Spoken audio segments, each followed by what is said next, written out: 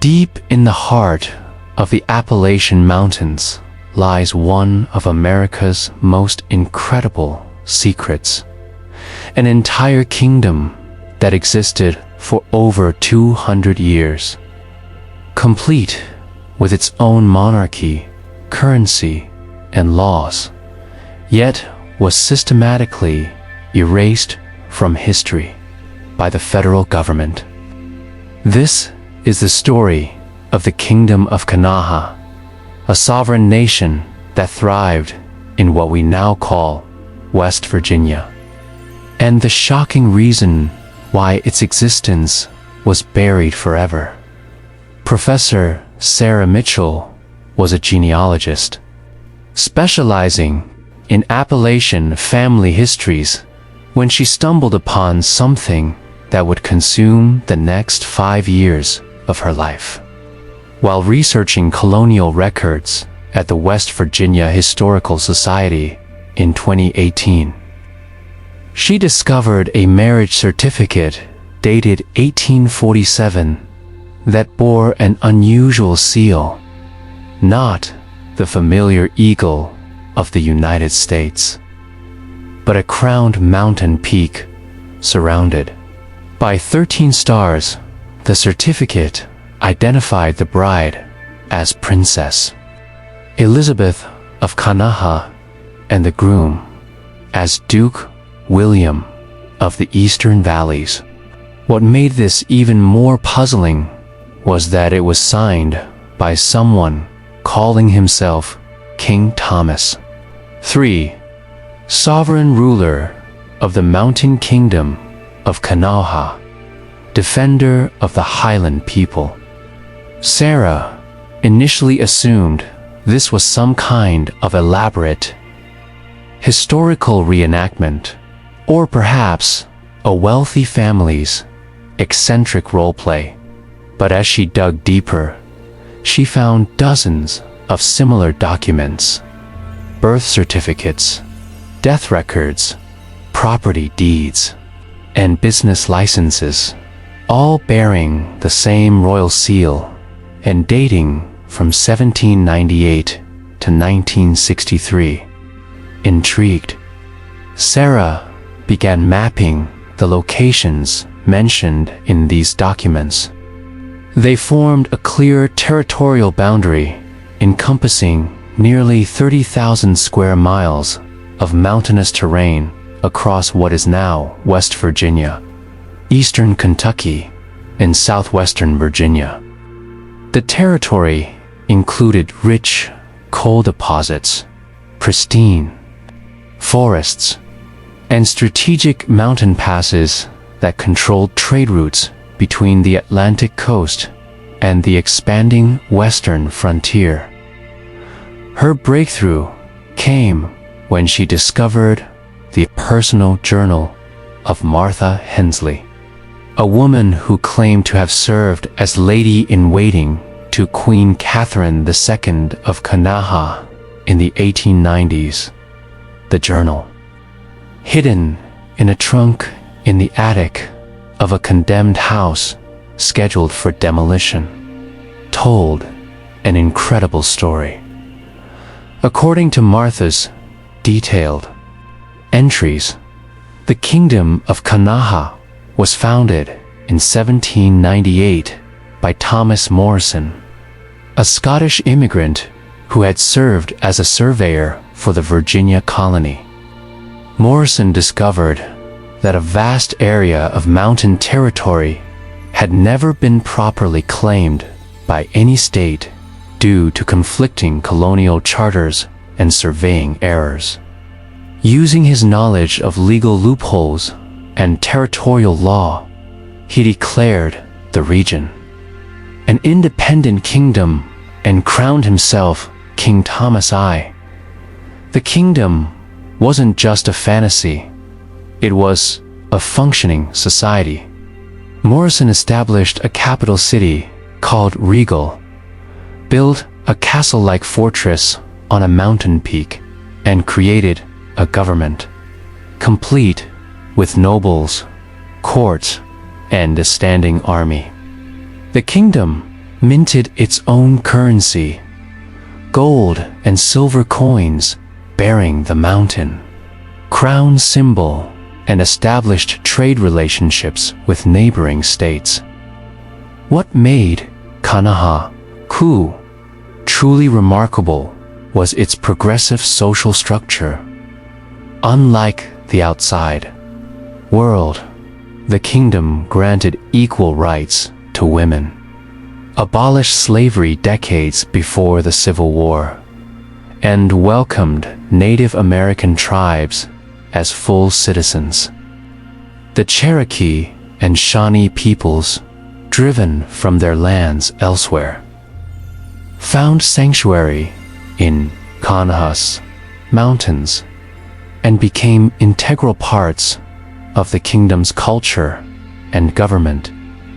Martha's journal described elaborate royal ceremonies, a thriving economy based on timber and mining, and a unique mountain culture that blended Scottish, Cherokee, and Appalachian traditions.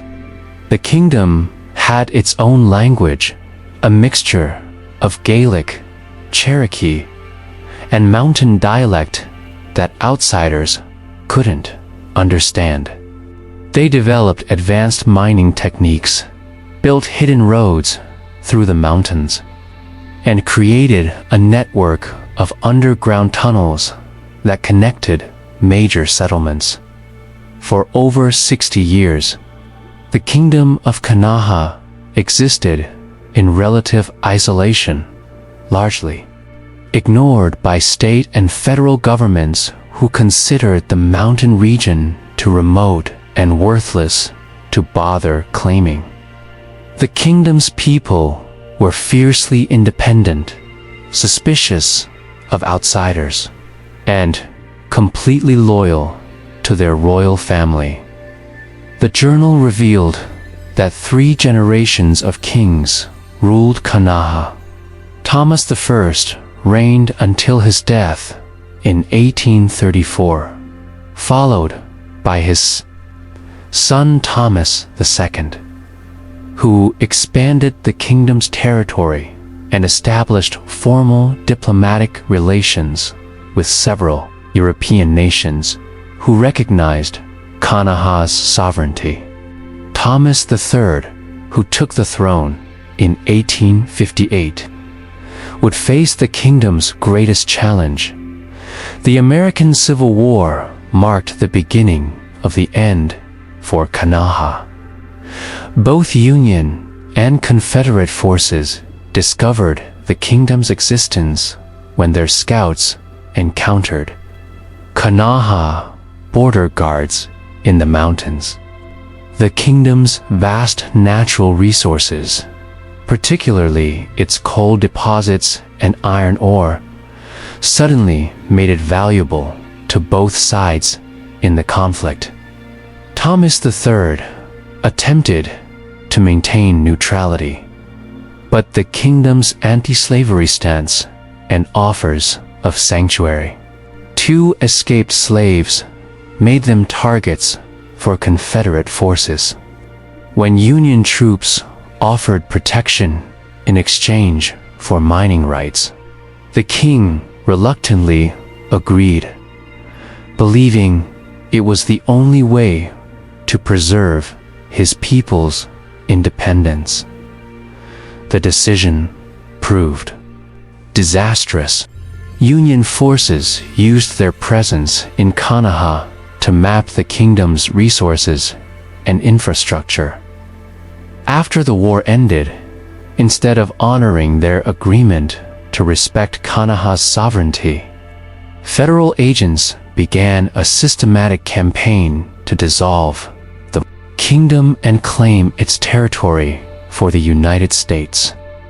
Martha's journal described the final years with heartbreaking detail. Federal agents infiltrated the kingdom, bribing nobles and spreading dissent among the population. They declared the kingdom's currency worthless, seized the royal treasury, and arrested anyone who claimed allegiance to the crown. The king's castle was destroyed in a mysterious fire that locals believed was deliberately set. Thomas III died under suspicious circumstances in 1889, and his son, Thomas IV, faced an impossible situation. The federal government offered him a choice: voluntarily dissolve the kingdom and accept integration into West Virginia, or face military occupation and the imprisonment of all royal family members as traitors. In 1892, Thomas IV signed the Treaty of Dissolution, officially ending the Kingdom of Kanawha. The treaty was immediately classified. The royal family was relocated under assumed names, and a campaign began to erase all evidence of the kingdom's existence. Government agents seized royal documents, destroyed official records, and intimidated anyone who spoke about the kingdom's history. Sarah's investigation revealed that the cover-up was motivated by more than territorial disputes. The kingdom had developed advanced mining and engineering techniques that were decades ahead of their time. They had discovered vast coal seams and mineral deposits that would later fuel America's industrial expansion. The federal government wanted not just the territory, but the technological knowledge and resource maps that the kingdom had accumulated over nearly a century. Most shocking of all, Sarah discovered that several prominent American industrial families had built their fortunes using resources and mining techniques stolen from the dissolved kingdom. The Rockefellers, Carnegies, and other robber barons had acquired detailed geological surveys and mining maps that originally belonged to the Kanawha crown.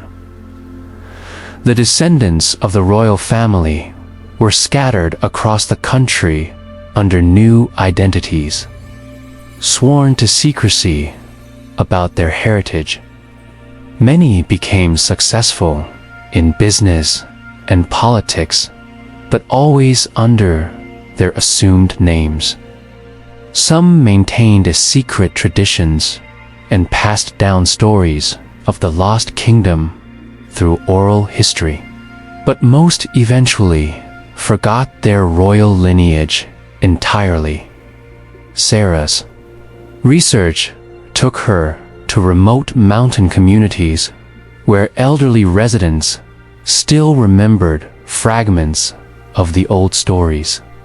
She found hidden caches of Kanawha coins, discovered foundation stones from the destroyed capital city, and located descendants of the royal family who, Klahal, had preserved artifacts and documents in secret for over a century. The most remarkable discovery came in 2022 when Sarah located the current heir to the Kanawha throne, a retired college professor living quietly in North Carolina who had no idea of his royal heritage until Sarah presented him with genealogical evidence and family artifacts his great-grandmother had hidden in a barn wall. Today, the territory that once comprised the Kingdom of Kanawha is dotted with coal mines, logging operations, and industrial facilities that generate billions in revenue for corporations who never acknowledged the kingdom that originally mapped and developed these resources. The mountain people who remained in the region often struggle with poverty. Despite living on some of the richest natural resource deposits in North America, some historians argue that the erasure of Kanawha represents one of the most successful government cover-ups in American history. The complete elimination of a sovereign nation and its people's identity. Others suggest that traces of the kingdom's influence can still be found in the fierce independence and unique culture of modern Appalachian communities. Recent efforts to gain federal recognition for the Kingdom of Kanawha as a legitimate historical entity have been quietly blocked by government agencies and corporate interests who prefer to keep this chapter of American history buried. The official position remains that no such kingdom ever existed, despite overwhelming documentary evidence to the contrary. If this incredible story of America's lost kingdom fascinates you, please like this video to help preserve this hidden history. Subscribe for more untold stories of forgotten civilizations and government cover-ups that mainstream historians won't discuss. Comment and tell me, do you think the federal government was justified in erasing the Kingdom of Kanawha? Or should this sovereign mountain nation have been allowed to maintain its independence? Have you discovered any mysterious historical documents or artifacts that don't match official history? Let me know which lost civilization you'd like me to investigate next. The Republic of Indian Stream, the Kingdom of Beaver Island, the lost state of Franklin, or the mysterious Melungeon settlements. Subscribe, hit notifications, and share with anyone interested in America's hidden past. See you next time as we uncover more forgotten chapters of history that powerful interests want to keep buried. Remember, the most fascinating stories are often the ones they don't want you to know.